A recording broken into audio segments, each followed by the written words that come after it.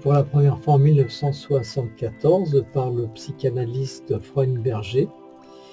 Et mot à mot veut dire brûler de l'intérieur. C'est un terme qui a été implanté à l'aérospatiale et qui désigne lorsque la fusée a consumé tout son carburant et qu'elle retombe au sol.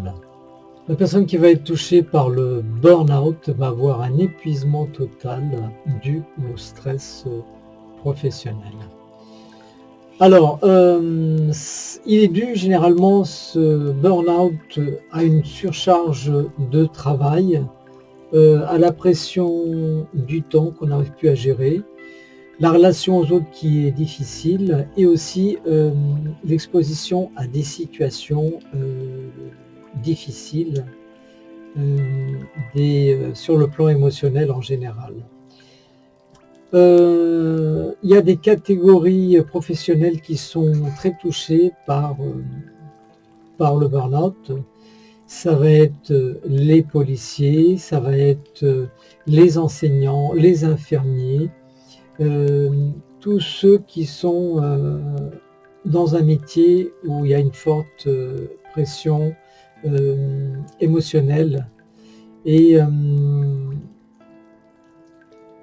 ces gens qui vont être touchés par le burn-out, donc après cet épuisement qui va être progressif, où la personne ne va même plus arriver à se lever le matin, elle va avoir aussi une indifférence à la souffrance des autres, petit à petit une déshumanisation, et va petit à petit ne plus sentir d'émotion envers les autres, une indifférence totale à la souffrance. Le burn-out se soigne par des médicaments, mais aussi par des thérapies. La deuxième blessure du stress va être le karoshi. Alors c'est un terme qui vient du Japon et qui fait des centaines de victimes tous les ans. Des victimes qui vont succomber à la dépression, à la fatigue physique, au suicide. Et bien qu'il y ait une ressemblance entre le burn-out et le karoshi, en fait, la différence se situe dans la culture japonaise, où les Japonais ont ce sentiment d'honneur, de loyauté vis-à-vis de leur hiérarchie, et ils se donnent corps et âme pour assumer ces valeurs. Et lorsqu'ils n'arrivent pas à respecter ces valeurs, ils succombent irrémédiablement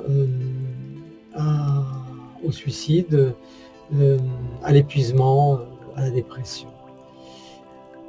Les causes, l'engrenage qui pousse les Japonais vers la mort au travail, c'est aussi la surcharge de travail, très peu de vacances, des horaires très lourds, des conditions de vie très difficiles, ils vivent dans des densités de population, la promiscuité de l'habitat et des trajets entre la maison et le travail qui sont très pénibles. Donc tout ça fait que effectivement c'est l'engrenage. La troisième blessure du stress, ça va être le SSPT, c'est-à-dire le syndrome de stress post-traumatique, et qui est dû à lorsque la personne vit une situation où il a frôlé la mort, ou pour la personne elle-même ou pour des proches. La personne va être dans un état de choc et ce qu'on va appeler le SSPT. On estime que 10% des personnes soumises à une forte émotion éprouvent un SSPT.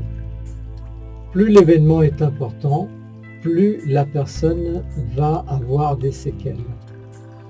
Lorsque un événement se produit et qu'on peut mettre en place des cellules de crise, on va faire appel à des psychologues victimologues, en libérant la parole, en partageant le vécu avec d'autres victimes, et de faire en sorte que la mémoire autobiographique ne forge pas une image traumatisante dans le système nerveux. Ensuite, à l'événement, la personne nécessite une surveillance de 1 à 6 mois.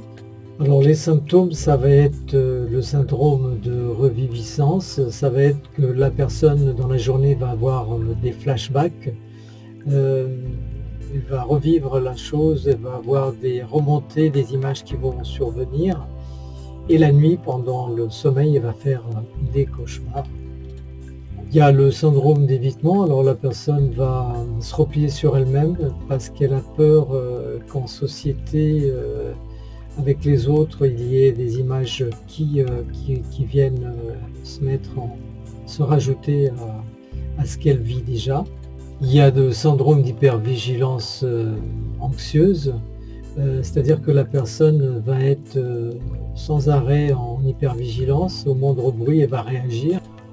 Alors il y a d'autres choses qui vont se rajouter, hein, les troubles anxieux, des phobies, des crises d'angoisse, de l'irritabilité, etc. Il y a aussi le syndrome de culpabilité du survivant, c'est-à-dire que la personne va se culpabiliser d'avoir survécu alors que des proches ou d'autres personnes sont décédées. Donc elle va avoir ce sentiment d'injustice. Tout cela peut être traité par des thérapies. En tout premier lieu, on va peut-être donner à ces gens qui ont eu des SSPT des anxiolytiques ou des antidépresseurs pour la dépression et l'anxiété.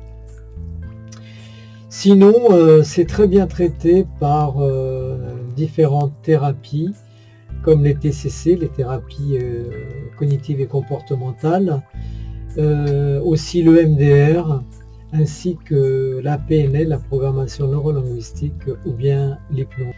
Et le MDR est très efficace pour les syndromes de stress post-traumatique, puisqu'il y a une réussite de 80% lors des interventions. Voilà, je vous souhaite une bonne fin de journée ou une bonne soirée selon que vous regardez cette vidéo. À bientôt, au revoir.